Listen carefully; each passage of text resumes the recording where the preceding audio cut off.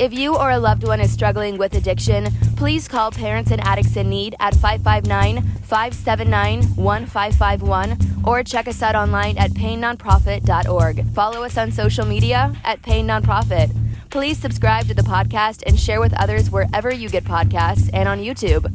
To donate, please click the link in the description and help us save more lives gripped by addiction. And sometimes those mental challenges that we run up against can be just as detrimental to the physical and even, some of our spiritual challenges too, right? And yes, yeah. But it's interesting. Like we're aware of it, but yet why sometimes we know that this might be the thing that's causing a lot of grief in our lives, but yet we just keep, it's like a moth to light, right? We just keep keep going to it, and that's the weirdest thing I think about human psychology is like a lot of times we know exactly what we need to do to get out of our own way and to get results, but man, we keep sabotaging it. Why the heck do we do that? Don't Hide the Scars, a weekly podcast focused on addiction and recovery. Created by the nonprofit Pain, Parents and Addicts in Need, and founded by Flindt Andersen. Welcoming to the Don't Hide the Scars podcast, Dai Manuel, joined founder of Pain, Flindt Andersen, and myself, Jason LaChance. How's it going, my friend? It's going. It's like, man, we're just coming off the long weekend. Kids are back in school. Gotta love that. Shining. I can't complain, man. I can't complain, Well, you could. We might listen, but why? Come on, man. You don't want to listen to me complain. Gosh, you just turn on TV to any news channel and you get your fill, So I don't need to contribute to that. Oh, so it's no different up there in Canada than it is here in the States. We just apologize a little bit more frequently. That's about it. That's about it. Yeah, you guys do. So, Dai, we're going to have a wonderful discussion here today, but do want to give people some relevance to your background. So give us the Cliff Notes version of Dai used to be to Dai Manuel now. Huh. Well, listen, we've all been through our let's just say, roundabout way of dealing with change. And and I think a lot of us get to a place where it's like we keep fighting change and we keep fighting change. And then eventually we just like, why am I fighting this? What am I doing? Like, this is silly. I'm not making any forward motion. In fact, I feel like I'm regressing in a lot of areas in life. And yet all of a sudden, maybe one day we wake up, there's usually that moment, right? I know you guys have ESPN down there, but we have TSN up here, the sports network. And they have this thing called the TSN turning point. It's always in those games where, like the underdogs all of a sudden have one play and then all of a sudden it changes the dynamics of the entire game. And there's that turning point where everything changes. And so if I think about some of those TSN turning points in my own life, I was morbidly obese as a teenager. I've struggled with a chronic autoimmune disease, which means, if my hematologist had it her way, I'd live in a bubble. On top of that, man, if there was a career in drinking, I would have been the most professional of professionals. Okay. Like, I could have done some major shift work because I did. And, a better part of my adult life was spent dealing with that struggle with alcohol. And, but, in my early 30s, another turning point, and I made some big shifts. And I'm fortunate to say, come this January, it'll be 13 years that I've been sober. And wow, good for you. Continuously walk away from the alcohol and not put it in my body and just make good decisions, So yeah, thank you for the acknowledgement there. But 13 years is that's my magic number, man. 13 is my lucky number. So I'm actually really excited about going into this 13th year sober. So yeah, that's it. I like it. I like it. Hell yeah. As I'm excited for you. How do you not get excited with Dai?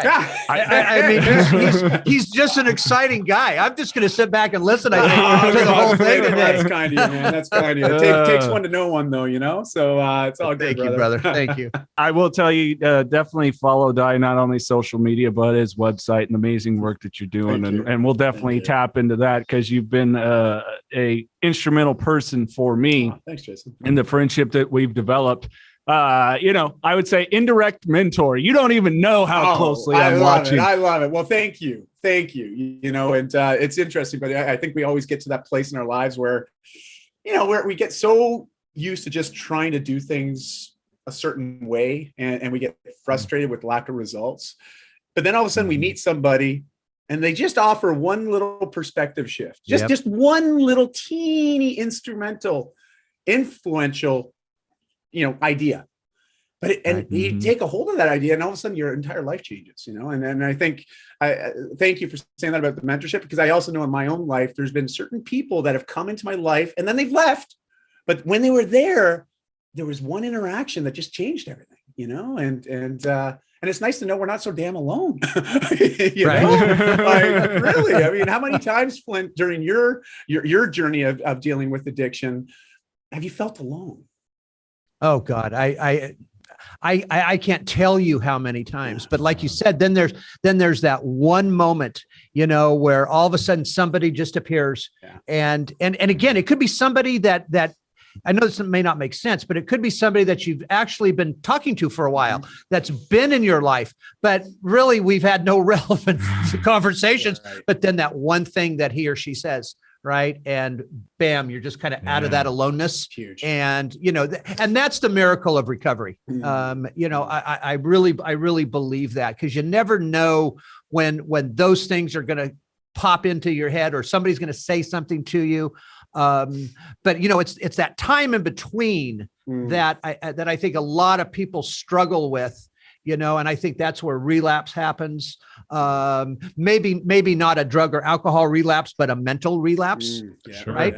Yeah. That can be just as detrimental to us as an actual drug or alcohol relapse. That's a very good point. Yeah. Mm-hmm. Yeah. We get into that tweener stage, if you will. Oh God, I've been there too many times. And it's the need to get out of our own damn way. Yeah. Yeah. Easier said than done, though, man. I hate the cliches, but oh my God, is that tough? Like, it's tough, right? Like, it's just. And how many times, at least for me, do I self-sabotage myself? I might be looking at something on social media and all of a sudden go, that son of a bitch.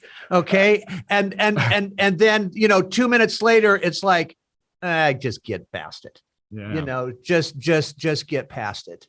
That's why I'm really trying not to look at social media too much anymore. Good for you. Hey, you know what? Like, we do. I think it's, as much as we can apply filters to images, I think we need our own filters to sort through a lot of the crap that just pops up in our feed, right? Like, when my kids really started using devices, I became much more in tune with that. Like, it's funny because we develop our own little habits on social and just internet usage, right? Screen time.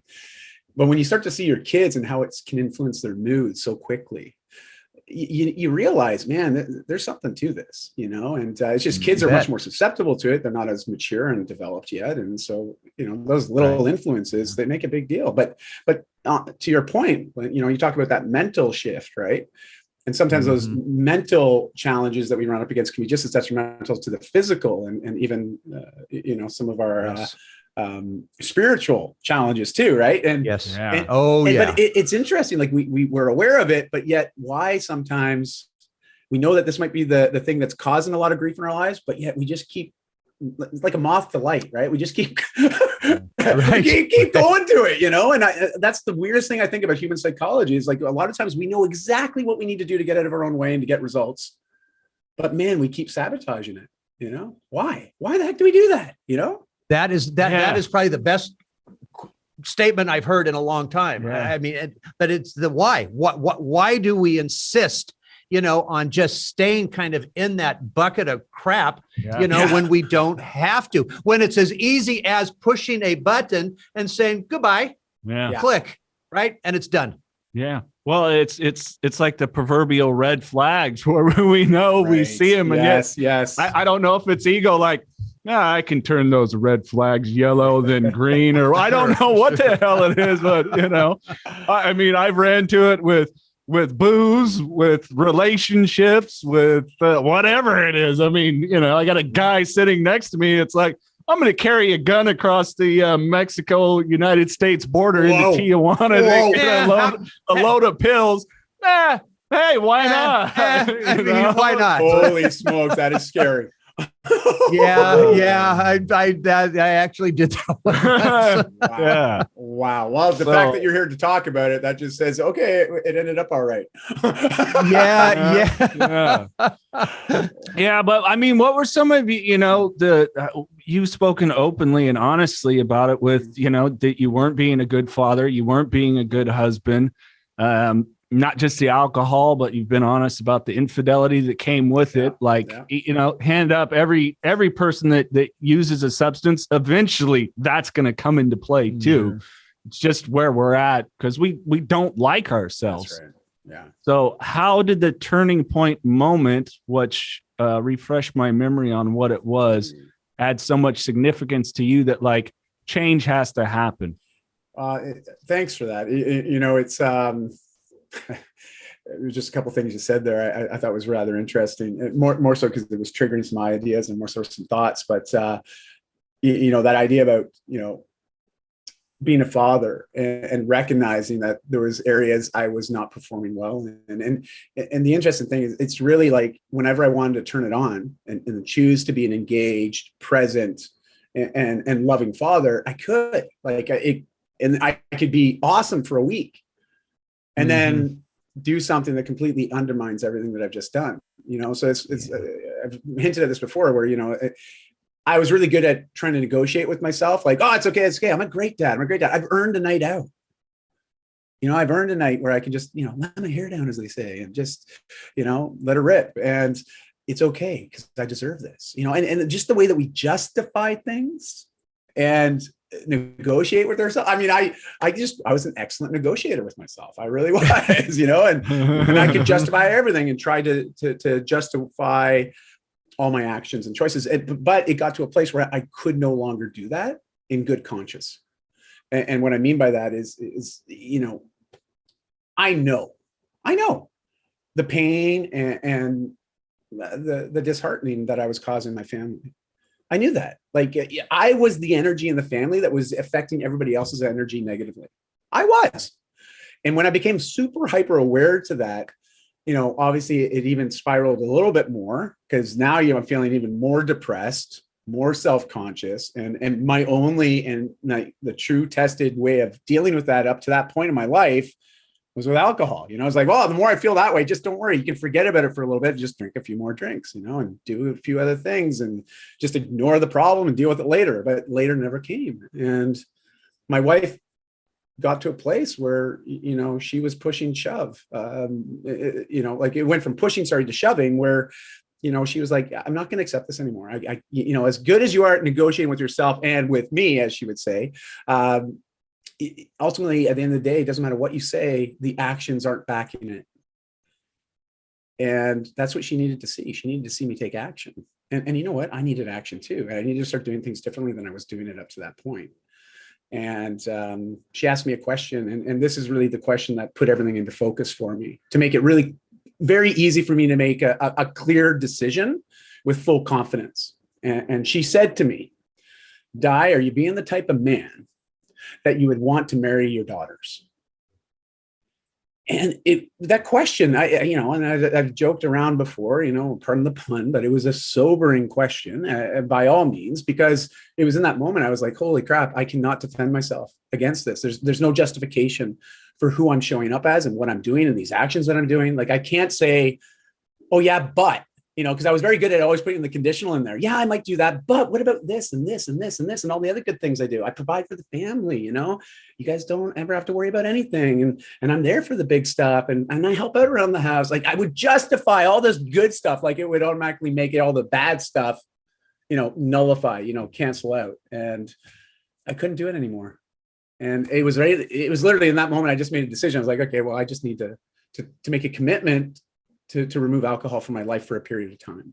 And that's what it started as, was a 1-year commitment to go without drinking. And, since the age of 17, and again, put this in context, this is like 15, 16 years later, that 1 year would be, 12 times longer than the longest time I've ever gone without drinking during that 15 years, like it was, I used to do like the sober month here and there, to be one of the cool kids, but that as soon as it got to day 31, I was like, okay, where are we going tonight? Like it was really short-lived. I didn't really learn anything from it, but that 1-year journey, it opened up everything for me, because I did have to now, rather than focusing on all the external reasons and justifications for acting as I was, I said, you know what, time to turn the mirror on myself and get really honest with, why do I keep doing this?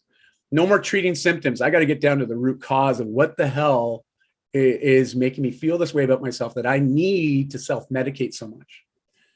And that was it. I got to work.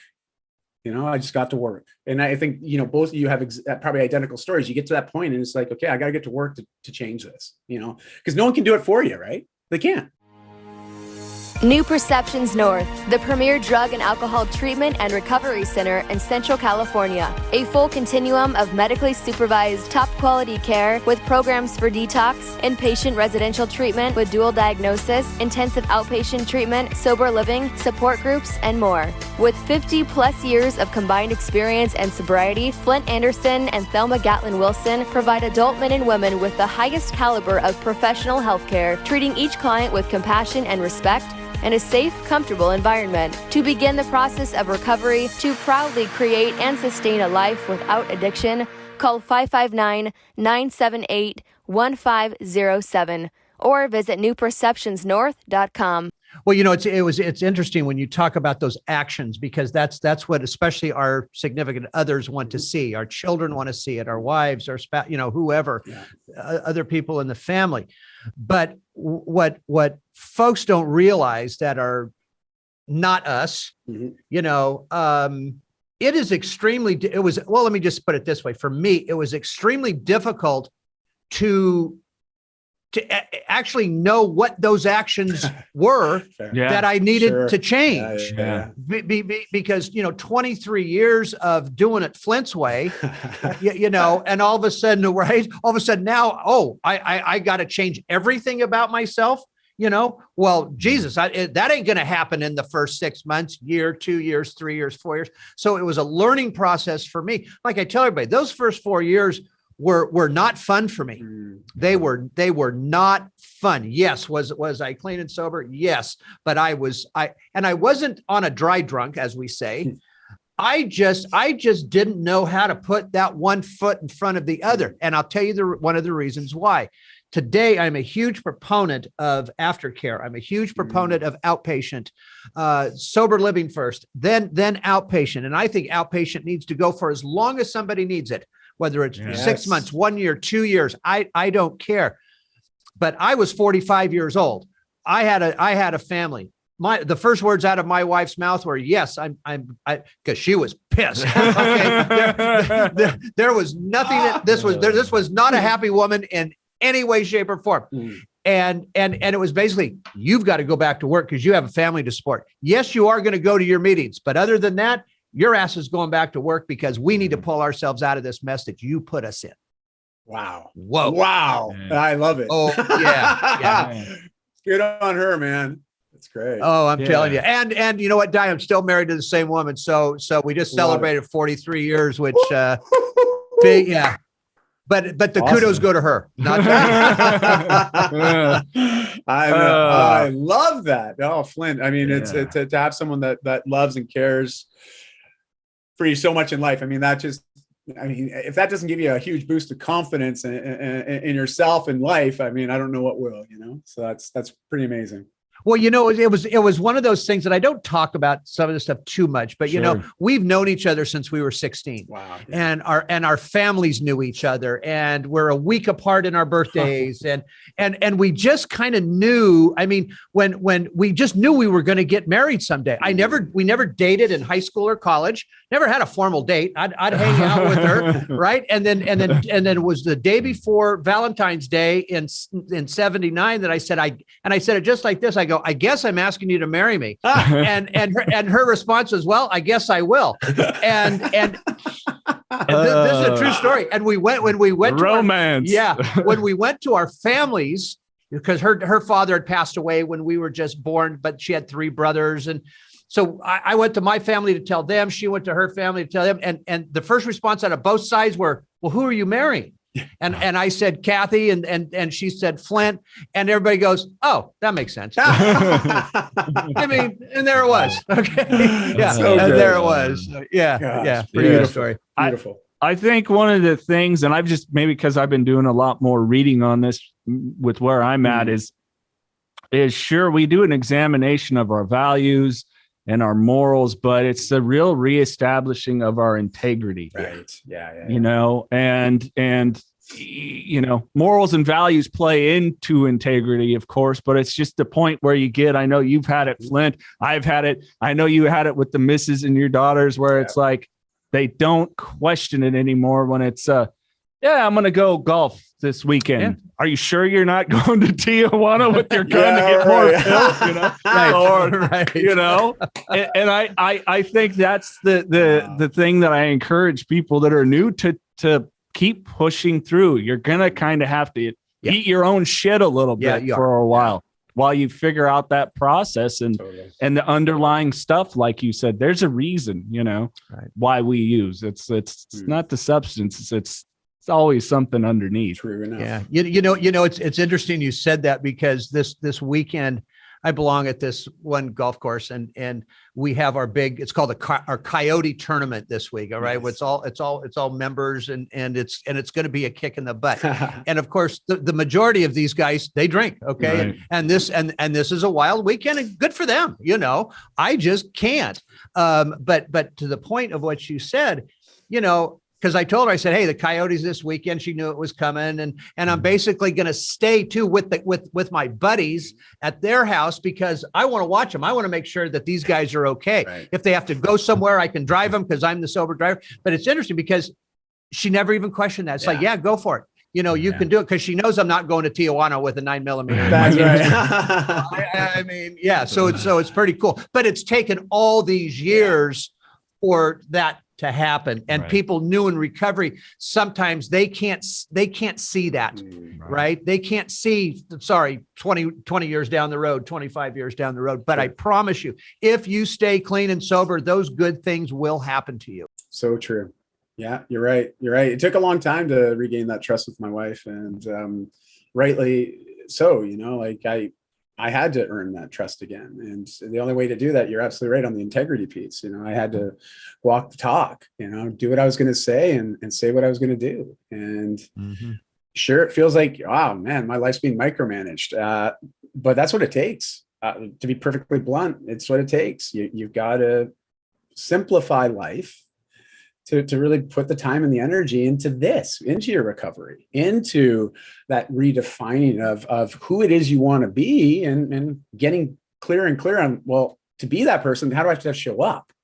What are the things I should be doing on the day to day, and that took me a whole year to get clear on, but as soon as I got clear on it and I really leaned into that, it just got easier and easier. And I'm not someone that likes to use the term easy too loosely, because, I know it's not that same experience for everybody, but I found, as hard as it was at the beginning, the more I stayed true to it, the more I kept honoring myself and choosing me over the bottle, me, my family, and the things that I truly do value, like that person I want to be and seen as, it got easier to make the decision, like to the point now, like I don't think about it. I don't think about it. Like my wife implicitly trusts me. I could go anywhere, be around anybody. They can be doing whatever the heck they want under the sun. I don't care. It's their life, not mine, And so I appreciate what you said, Flindt, because, you've been living this path now for so long that you've got that trust again, Isn't that, it's a wonderful thing. Yeah. The reason why I just kind of zoomed off here for a second, because I wanted to read this. Jason posted something the other day that I shared, and I love this. Okay. I absolutely love this. It says, recovery is a process. It takes time. It takes patience. It takes everything you've got. Yeah. Well said. Right. Yeah. Okay. Yeah. And I love that. And I'm going to try to word this the best that I can. There are so many, especially our families, if they have to hear it takes time and you have to be patient with them, and the butterflies and horse shit, they don't want to hear that after the damage that we have put on them and the rest of our families. They want us to go through some tough times. I'm sorry, that's just the truth, but that's why I love that last line. It takes everything we've got, because it's not easy. This isn't about butterflies and rainbows, right? This is about sacking up, all right, and getting it done. Nice. Period. Nice. Yeah. Yes. Yeah. Well said on both fronts. I like it. I like it. What's the work that you did, Dai, in that first year that maybe you can share that's, I know it's powerful. Association was the biggest one, to be honest. Like when I really think back on it, it's like, who was I spending the most amount of time around? And, who is feeding into my perspective in life, and when I look at those, they were good people, but were they great for me and where I was? And also the person I always thought I wanted to be? No, they weren't, because they didn't align with that. And ultimately, when we really got down to values, at the core, there was a little bit of overlap, but not very much, because the value that we shared was, hey, we can tie it on pretty good. We can play around a golf, but we'll spend actually more time on the 19th, and right. Like that was the association. And also, to be fair, because I'd been like that for so long, I attracted a lot of that too.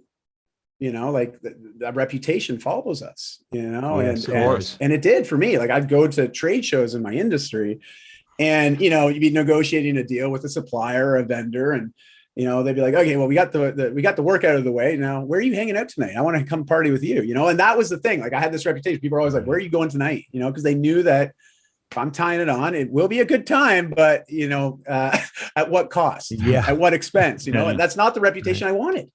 It's not who you talk to me when I'm, in my early 20s and getting into business for myself and building a business and ultimately, an awareness of me and what I stand for. And yet that's what people remember. I'm like, okay, I've clearly done a good job of branding myself that way, And so when I started to make these shifts, I realized a lot of that was self-perpetuated by me. And if I wanted to have people look at me differently, I had to start showing up differently, but I also had to really get some help with that.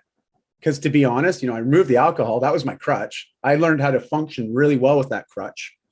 Right. And I take the crutch away and now I'm like, okay, yeah, I got a pretty gnarly limp here and I got to rehab this. I can't function properly. I got to learn a new way to deal with the overwhelm, my anxiety, my depression, this mental health challenges that I had, because it's not going away. It's still there. The challenges that I used to identify as why I drink, they're not going away when I stop drinking. If anything, right. I become much more present to it. And so for me, I in those first few months, I went and found a psychologist that I worked with for a couple of months. And my wife and I went to a relationships counselor, and first session in, she's like, yeah, Christy, I think it makes sense for Dai just to come back on his own. And so, sure enough, I was going back on my own and did a little bit of work with her as well on communication. And then, I doubled down on my health again. I got recommitted to my own health and well-being. All holistically, emotional, spiritual, physical, psychological, like all those aspects. And I started saying, well, what do I need to do to build natural resiliency in all these areas? So when I have my down days, because I still do I still deal with depression and anxiety? Hell yeah, it's still there. But when I'm down, man, I bounce back so much more quickly now. I don't stay down. I acknowledge it. I own it. I give myself some time, but I bounce back out of that much more quickly. And that's my goal. It's not to eliminate the downs, but to learn how to bounce back from those when they happen. Because, man, I know for the rest of my life, I'm going to have those days, but I'm not going to drink on those days anymore. I'm not going to do drugs on those days anymore. I'm not going to go and try to get my kicks with somebody else to make me feel better about who I am. That's what I chose to do. And that's the path I'm walking now, Right. I love that. But something triggered in me when you were talking about when you and your wife went to a psychologist. We went to a family counselor one time. And again, I had everybody buffaloed, I told them I was clean and I wasn't, I'm popping 60 pills a day. Oh my gosh. Okay. And we're sitting in front of this family counselor, and this guy looks at us and he goes, not only should you two not be married, you shouldn't even be friends. Whoa! Oh yeah! Oh yeah! And we looked at each other like, "Oh shit!" Okay, well, guess what, buddy? We got you. Okay, because we're still here. Good Lord! My goodness, that's intense. I was like, that was intense. Wow, I don't know how I would respond to that kind of a thing. That'd be like, wow. Again, that was 40 years ago, whatever it was, right? And I can't remember, but I'm sure I just walked out of there and just dropped a whole bunch of more pills. Yeah.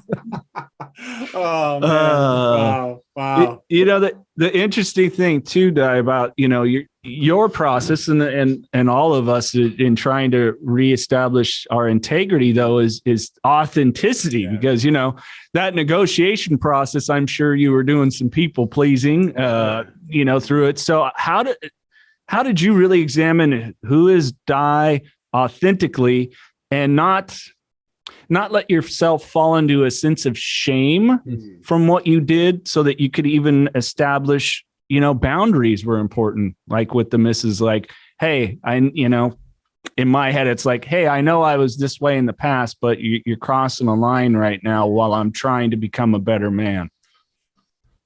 Wow. Well, there's a couple things there that were helpful. And, when I think about it, my kids were quite young at the time. They were both under the age of 6. So they didn't really have that intellectual awareness yet, of what was going on. And so in a way that was a saving grace from the standpoint, like they don't know really what I was ever like, like they don't recall that. And if they do recall, there's not any negative associations to that, other than they do have memories of mom crying a lot.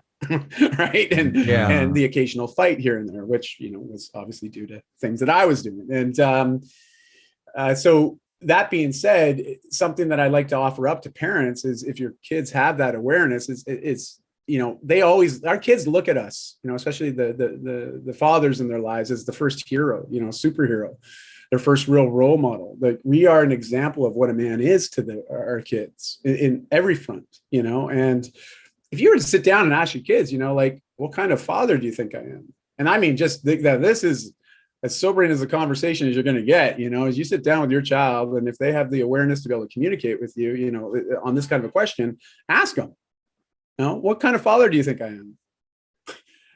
Be prepared. You may not like the answer you get, but that's okay. You need to know. You need to know, how do they perceive us? Because if we don't like what they say, then we know that there's some things that we can do to change that. But vice versa, they might also say things because from their perspective, they only see things through the pink lenses, right? And they look at us as being the heroes all the time. Well, it's nice to hear them say that back to you, all the things that they think of you that are great. And then we can sit internally. You talk about that integrity piece. It's like, okay, am I really showing up as that guy all the time? Not so much, but I want to. And I want to for them as well as myself. And so those are definitely some ideas. And I know some people may not like that. It might be, too soon in the recovery process to have that conversation. Fair enough. That's why you work with, professionals to support you through this process. But, that was something that really helped me, was getting clear on, this is the kind of man I want to be, and identifying some of those key things and key ways that I want to be seen. I want to be seen as someone that's trustworthy. I want to be seen as someone that has much value to offer and can be helpful and can be kind and courteous, but I also want to be someone that's really making a difference in the world. That is who I always wanted to be, and being a great dad, a great husband, a great brother, a great son. Yeah, of course those fall in there. But, until I actually ask myself, well, what that person that I'm envisioning, how does he show up every day? And then you show up like that, right? And you just sort of have this fake it till you make it mentality. And believe me, that's what you got to do on some of these days. You just got to act as if you are that. And soon enough, people start to perceive you as that. And it becomes a self-fulfilling prophecy where you just start living that way. You don't even think about it anymore. You now show up as that person. And that's definitely happened for me. It took a few years, but I just was consistently putting that out there and setting the intention of what's important and then honoring that and living to that, and I hope this doesn't sound cryptic. I hope this doesn't sound like, oh my gosh, this sounds like rainbows and lollipops and butterflies and all that shit. And that, I hope people recognize, what I'm talking about here is just really owning our actions and our choices. No, look, what you just said is beautiful because that's not rainbows and butterflies. That's reality. is what that is. We can all tell when somebody's given the rainbow butterfly speech. Okay. but what you just said was absolute reality.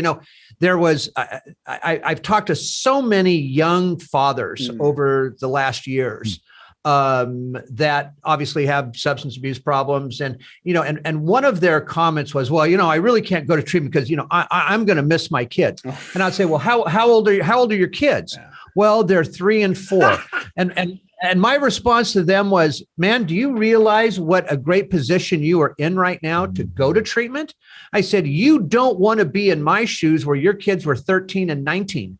All right. And lived, their entire lives through this. And now you've got to try and fix that. All right. When they're that age, count your blessings here that your kids are 4 and 6, because they're not going to remember, just like you said, Dai, they're going to may remember mom crying, or they may remember a fight or two, but they're not going to remember the real stuff here. That's right. Now, is there a point when those kids do remember? Yeah. And I believe it's somewhere around 7 and 8, because if we look back at our own lives, really, how much shit did I remember at 7? Yeah, totally. Okay. I'm sorry. I can't do it, but so take advantage of that now.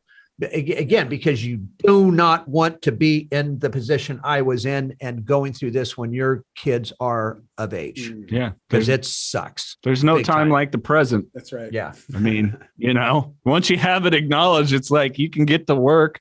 There's not a certain point where it's like, well, maybe I'll acknowledge this a little bit more. It's like, it doesn't work. That's like, clearly, your life is unmanageable. Right. You do not want to be in that position with like my younger son, when we were in the family session in treatment and I was still being an ass. All right. And my son looks at me and he goes, yeah, Dad. He said, I knew you were stealing everything out of my room, to buy your drugs. But I forgive you. Oh, man. Holy shit. I just sat there and it's like somebody should have just shot me right in the head right then and there. Yeah.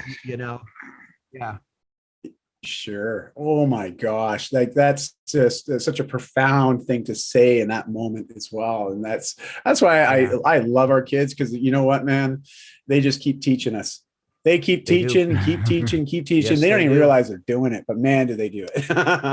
Oh yeah. Yes, they do. And it's like the parents that Flindt and I've talked about it, that maybe you've driven your kids without realizing it towards this substance because you want them to fit into your mold. And I know Flindt works with so many parents with that reality, and boy, the more you can just straight up love them for who they are and how they develop and just be there for them and help them navigate, it's a blessing. And it's not a thing if you continue to be a screw up and doping up, drinking up, whatever it is, you're not going to be present. Yeah. You're just not, so embrace it, get after it. It's so interesting you bring this. So I like documentaries. Okay. I tend to gravitate to that because it's, I like movies, but documentaries, there's something about it. And every once in a while I get sucked into these documentaries, these docuseries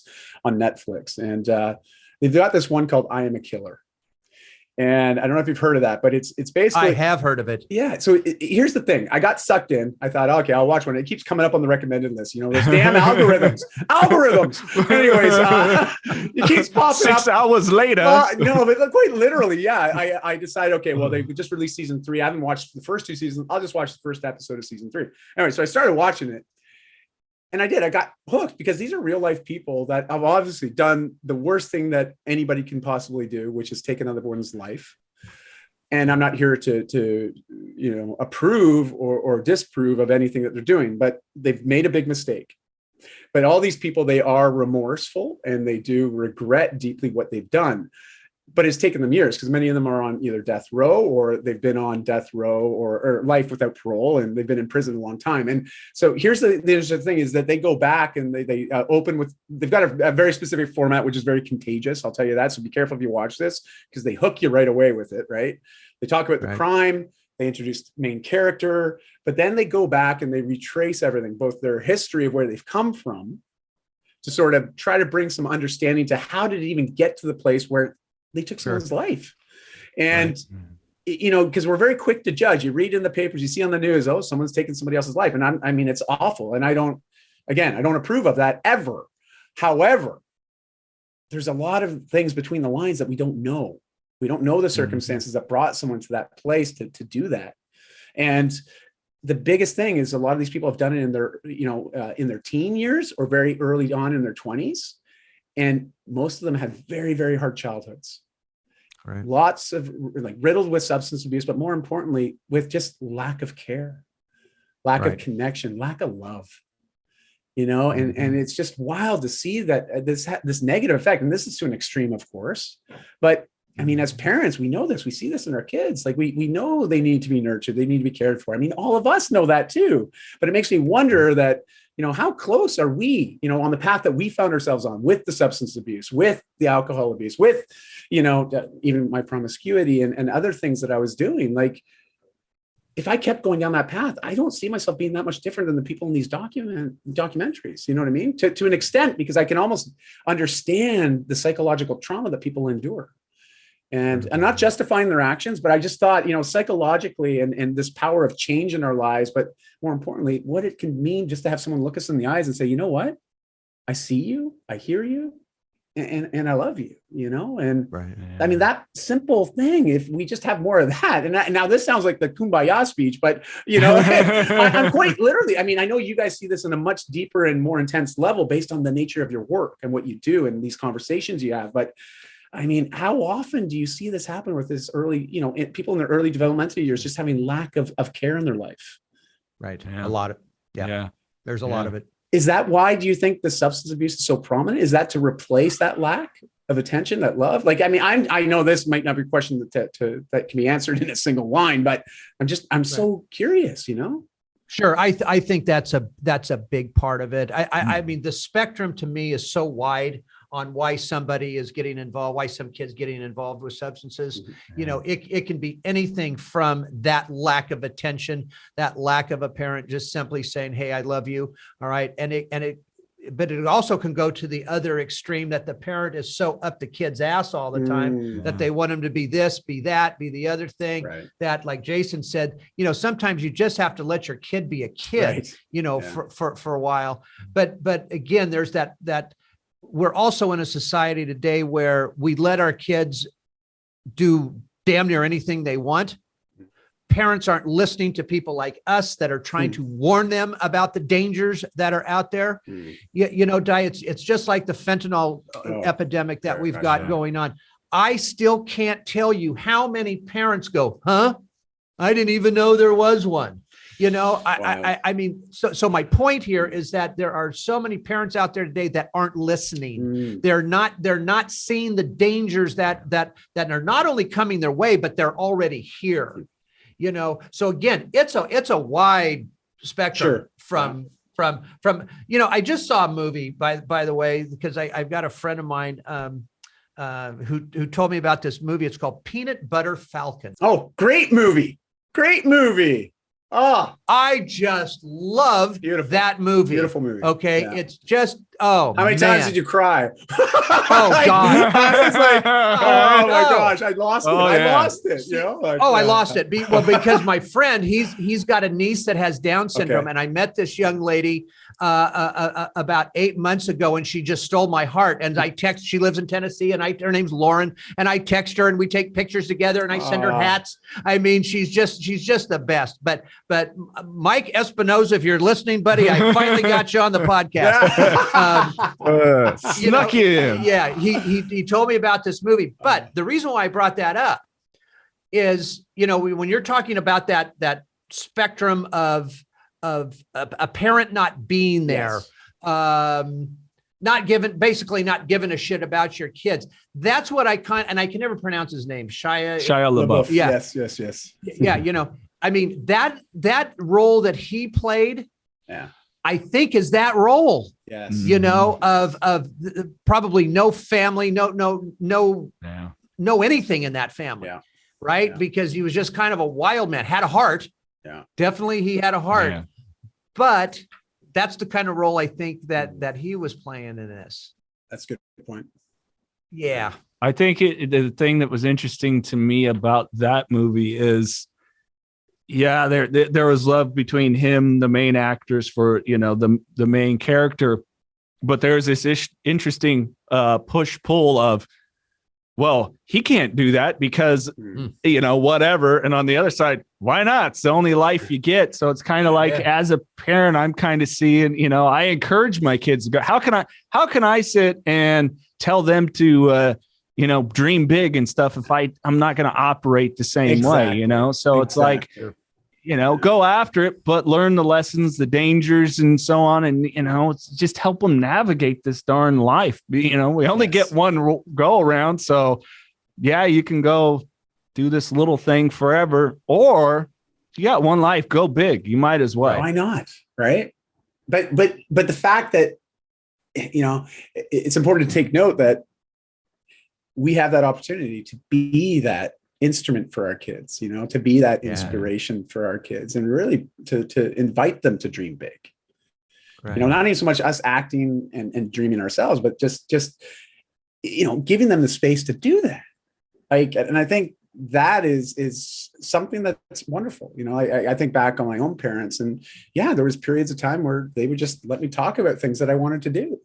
But you know what? They were never negative about it. They were never questioning or asking me questions that would shut me down, right? It was more so questions that would continue to inspire me and lead me, more appropriate, leading me with certain questions, right? And I love that. I thought that was really just a wonderful way to guide. So I try to remember that with my own kids, is like just the questions that we ask and how we ask it is so important for our kids, because it shows that we care. We love them, and that, we care about their future, but we also want to support them, however that is. And man, I think it's just that idea of feeling supported. If you think about I think about my own life, because I knew my wife was there and she had my back while I was going down the recovery path, that made all the difference. All the difference for me, just knowing that I had her, she was my cheerleader. Because at the end of the day, it was her opinion that actually mattered the most to me. And it was wonderful knowing that no matter what I did, and as I was down this path, that I at least had someone there that was willing to support me while I was doing it. And absolutely, that's what I wish for everybody, is to have at least that one person. And if you don't have that person, thankfully, there's some great groups, wonderful organizations like your own. And it's like, plug in, man, plug in. Right. Right. Yeah. But, I also think, and I really do, I also believe with our kids today that what, a hand is to be held and a hand is to be slapped. Ah, got it. Yeah. And I do believe that there are times when you hold that hand when it needs holding, but you also slap that hand when it needs slapping. And again, not a violent thing, nothing along those lines. I want to make sure that I don't get any phone calls over this. We're not okay. Because I do believe that we are missing that piece in today's society. Oh my God. If I touch my kid, this is going to happen or that's going to happen. I'm not telling everybody to give their kid a right cross. Okay. But what I am telling them, is when you're in a grocery store and the kid's screaming, take him out of him or her out of the grocery store. If you got to give him a little swat on the butt, okay, big deal. I do believe that is a missing piece in today's society. And I'm not a family counselor or any of that. Yeah. I'm sorry. I mean, that is important today, that these kids understand when something is not acceptable. Yeah. Mm-hmm. Yeah. I've coined it, and I've heard it coined almost a child fetish in that way. Like, I always say my kids are the world to me, but the rest of the world don't care. And so to make sure that they are a good citizen, for a lack of a better word, that has empathy, but boundaries, and can go for goal, and stand, that they become as well-rounded as possible while they continue to be under my roof until they're 18, if they choose to, whatever, that they go out and they have some strength in the world, and they're going to have their battles or whatever it is. But, I don't want them to go out and be like that. I share my story. I tell them the stupid stuff I've done. They're teenagers now. They need to know. I tell them, hey, I'm seeing one of my concerns recently was I'm seeing you treat yourself how I used to treat myself and talk to myself. So I'm concerned for you that you could go down my path if we don't start getting you some more self-esteem and you loving yourself, you know, because we have to really see these things, you know, because nothing would break my heart more. Hey, Flindt, you know, 10 years from now, I got to get one of my kids into new perceptions. Right. You know, I don't want them to follow this path. So I got to take whatever I got to help. But, you know, here's what's interesting, too. And Dai, we have a wonderful lady here named Pamela Smith, who is our operations director. And Pam. And yeah, she's the best. But she also lost her son to a fentanyl overdose about 6 years ago. Sorry to hear that. And so we were kind of hanging out yesterday after you guys had gone home, and we were just talking, and she was talking about how when her son Jackson, when he was a little boy, and she would take him to somebody's house, and you know then after when she'd go pick him up, how the parent would come out and say, you know, he is just such a polite young man. You know, and I told her, I said, that's because you raised him that way, right? And so that politeness that he had, that was taught to him. Yes. Okay. Now, as far as, and we talked about this, you know, him passing away and my point to that was, kids are going to make mistakes. They're going to do dumb things. No matter what we teach them, no matter how we do it, they're going to make dumb mistakes. But the good portion was, the good piece of that was that she did raise her son right. He just happened to be in the wrong place at the wrong time. Yeah. Oh, it's so unfortunate, but I mean, well said. That nature versus nurture, right? That ongoing debate, and they're both important, and they both create who we are, right? And our kids, who they're becoming. And, you know, the nurturing, that's on us. The nature aspect, well, it's still a bit on us, you know, protecting and shielding our kids. But at the end of the day, it's their life and they have to live it. So it brings up that good question, though. It's like, you know, do we keep a shorter leash on our kids, you know, to a certain point? Right. But it's hard, right? Like I've been dealing with that with my 17-year-old, my 19-year-old. And my 17-year-old, very different. You know, like the 19, she is just a self-directed, self-driven, just, I would go as far as say a very powerful woman in her own right already, you know, and she's always known what she wants. She goes after it. Like, you know, I'm like, I don't even feel like I need a parent. You know what I mean? Like, it's just, she's parenting me more often than I'm parenting her. But then my 17-year-old, I'm like, I see her and I'm like, oh, fuck. This is no, but what I mean by that is like, my gosh, this is when I was 16 to 17. She is doing exactly. and I'm like, I don't like this. You know? Right. So, you know, but it brings up that question because Jason, you brought this up too. It's like, how much do you share with your kids? Right. Like, because that's where I've been personally struggling. It's like, how much do I tell them? Because, you know, it's one of those things. It's like, we know better. We do. And here's why. We've had these experiences, but I'm like, I don't know if I want to tell her about those experiences, you know, like, I'm like, I just don't know. So I'm in that bit of a dilemma right now. And I don't know if you guys have an idea on that, but I imagine there's people out there with similar sort of predicaments where it's just like, how much do you share and how do you share it in a way that continues to support them and makes them feel love rather than like, you know, you better watch out or you're going to end up just like me. You know, like it's just, I don't know.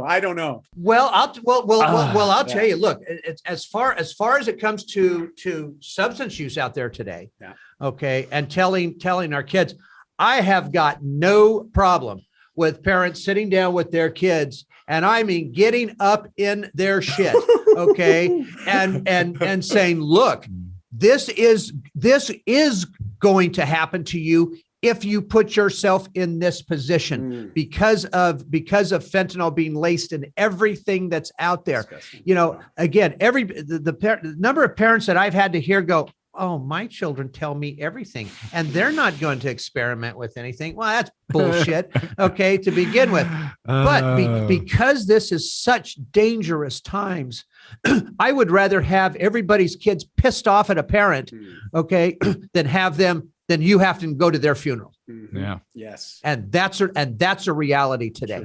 That is more of a reality than it has ever been in our country's history. Yeah. You don't know. I mean, I remember the dad the other day was telling me that his daughter just went off to college, and he told her, if you are at a party and you set your drink down and you even turn your head for a few minutes, do not reach back and take that drink. Do not. You go get another one, because he knows they're going to get shit-faced. They're going to go party. Okay, but you go get another one. You make sure you know where you're getting it from. That's how scary everything is out there today. So if you got to scare your kids a little bit, and again, most teenagers can't be scared, but do your best to scare them. Yeah, that's good though. I like it. I appreciate that, and definitely working on it. And I like to think that she's got, obviously a great kid, very kind, but it's also like I just know that she's a social one. And it's like, it's worrying about the other kids, right? Like you said, it's like, the situations that they find themselves. I'm more concerned about that. I feel that in the right situation, she's always going to make the right decision, but because it's not a matter of me trusting her. It's me trusting the situation that she finds herself in. Sure. But also understand that brain of ours does not become fully mature to the age of 26. Right. And that is without any drugs and alcohol. Right. So a 17-year-old, that frontal lobe is still developing. It is not fully mature. And we all want to think that our kids are going to make that right decision. Yeah. But I'll pose this question to you and to you. Did you? Oh, hell no. Did you make the right decision? I'm a little odd because no. I was such a late bloomer with my stuff that Just say it. I made pretty good decisions up until about 24. And then it seemed to go to shit for about a good decade or so. Look, there are going to be kids that are going to make some of those right decisions, but in today's world, you can't afford to assume that. Look, guys, Jason knows I've been to too many funerals over the years. I mean, it is now in the upwards of 28, 29 funerals that I've been to, in the last 7 to 8 years. Those are just the kids we know. That's awesome. Those are just the kids we know about. So again, you do whatever it's going to take. And I would live by this statement. Would you rather piss off because guess what, Dai? Love is inherent. Yeah. Love isn't going to go away. Your kids can say, I hate you, you son of a bitch. Okay. And the fact of the matter is they don't. Okay, they may not like you very much right now, but guess what? You can live with that. Yeah. True. You're thank you. You're right. You're spot on. And that's good. I love the answer. I love that feedback. And I know if I'm like it, I'm sure a lot of people are listening to this, like nodding their head as they're driving, right? Like they're like, oh yeah, that's it. Speak the truth. So because all I ever have to do with any parent, this is all I ever have to do. Mm-hmm. I will say, do you want to meet Pam Smith? Do you want to meet Ingrid DeRoe? Do you want to meet Melissa DeVoe? Do you want to meet on and on to all the parents that have lost their kids to? And by the way, women are more susceptible to addiction than men are. Wow, really? For lots of numerous reasons that we don't have time to get into, but they are. Wow. So that is something you guys with daughters have to keep in mind as well. Thank you. This is all the stuff, Dai, that nobody talks about out there today. That's right. And then this is the stuff that we talk about here at Pain. All right. Because I'll tell you what, I would rather be loud and obnoxious about this, okay, than not being it. That's right. Because I don't, like I said, now I'm really fired up. I love it. I better stop right now because I get too fired up. Take your pill. I love it. Hell. Yeah, it's scary times for us parents, but it doesn't have to be, and like, Dai, with my dad, I believe we've talked about it, he's been sober 20 years. We just now really got to the deep, dirty, dark bottom of it. And boy, what a family history I have on that side of some fucked up shit. Wow. There's no other way to say it. Right. So the fact my dad's alive is a beautiful miracle in itself and a testament to doing the work in sobriety, let alone to be able to actually have a bond with my dad finally, which didn't happen till 27, 28, So I think it's, It's tough to tell them when to talk. I just try to talk with my kids because, well, it's what I do for a living. Sure. I'm not going to sit there and go, talk to your kids. What do you do? Ah, shit, I don't talk to my kids, you know? Let the mom do it. Yeah. No, that ain't don't gonna work. happen. You know, I'm not gonna put that on my girlfriend. But yeah, I just try to identify any of those things that I see and just be able to relay and relate and just, you know, for me, it was literally, I'm seeing patterns in the way that you're working with yourself, thinking about yourself that is very familiar. That type of thinking led me to this. But here's what I think might work to get you out of it. And boy, it was, well, how do I start liking and loving myself? Well, we're going to start. It's a little step at a time, you know? And the concept of say something nice to yourself right now. Huh? How do you do that? It's like, you know, anything, you know? Yes. And so it's the work. It's tough, man. It's tough stuff. It's tough stuff. It can be fun though. It can be fun. You know, it's well, we're always trying to figure out new ways of trying to inspire and motivate as well as educate our kids, you know, but doing it in a fun way that sticks for them. Right. And so that's been a lot of fun the last number of years, you know, just especially when you see them when it registers, right? And you can see the lights going on and it's like it lands and it clicks and it's like, okay. This parenthood thing, I think I'm starting to get the hang of it, you know, and then, you know, something will happen the next day and I'm like, well, there that goes, you know. Then they go off to college. Okay. Yeah. Oh God. Oh my goodness. Oh man, I've loved this conversation. It's been great, guys. This has been absolutely fantastic. You know, I got too many other things we could segue into, but we're at our time limit here, so to speak. We're gonna do this again. Okay, yeah. All right, I'm in. We're gonna do this again. Dai, if people want to know more about you, I mean, we didn't even get into the amazing work you're doing with your coaching with people and everything else, but you know, give us the cliff notes on that, how people can find you and all the goods. Well, thanks. You know, as I always say, when I come on to these types of conversations, the only reason why I'm here is to connect with cool dudes like you guys, but also with the intention of just hopefully adding some value and making an impact to somebody. You know, like that's my goal every day. If I can impact somebody positively, just one person every day, I sleep like a baby at night, you know? So just being here, I'm very honored, but I'm also so appreciative. And, you know, I'm sure you get this and you get the accolades, you get the recognition from a lot of the listeners and viewers, but I just want to say it again, like it's absolutely amazing that you've created this type of platform, but space for these types of conversations to happen. And without hidden agendas and simply just to be a place for people to learn and grow and adapt, right? Because the world's a scary place and we need more of this, you know, more of this. So just thank you both for doing this. And, you're welcome. And so tirelessly. And I know there's, you know, you don't hear it enough, but thanks. Thank you. You know, you're like welcome. Really, Thank our you. pleasure. Really. And I now I just got to figure out a way of sneaking in your recordings into my daughter's DMs. So I just got to figure that one out. But I'll when I figure that out, I'll let you know. But I'll tell you, you know what, real quick, I'm going to tell you what, though, here's, you don't sneak anything in. Send him the link to our documentary. Oh, please. Yeah. Because we're doing part 2. That's not done yet, but part 1, we had that up in last November. So we're going to send you a link to that. And you sit down with your family and you watch that documentary. Done. Yeah. Oh, I can't wait. That'd be great. Because we like that. We do our family movie nights. That'd be a great movie to watch. There you go. I got a good one for you. Oh yeah. Oh, this is good. Yeah. Thank you. Send me that, please. Absolutely. So just real quick, you know, my name's pretty easy. Once you got it, Dai is a Welsh name, Dai. Manuel, Portuguese last name, Manuel. So yeah, as you probably already surmised, I'm Canadian, so don't worry about it, you know. So or don't worry about it. If you can spell my name on any social platform or the World Wide Web, you'll find me. And I always just say, just shoot me a note. shoot me a little hello, hi, how you doing? Hey, this is me.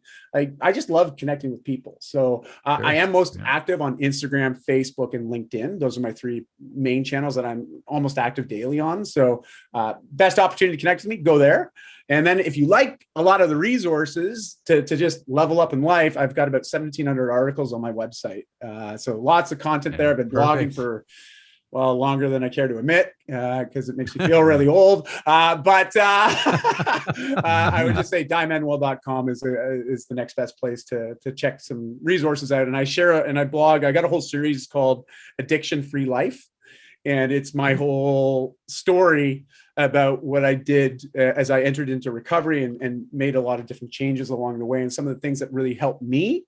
So there's anecdotal evidence that I share there based on my own experiences, as well as, I draw on a lot of science, especially science around neurochange and neurosciences and just change management. So I thought I'd plug that, so, and that's all free. It's just on my website. If people are interested, just go to my search, Addiction Free Life, and you'll find it all.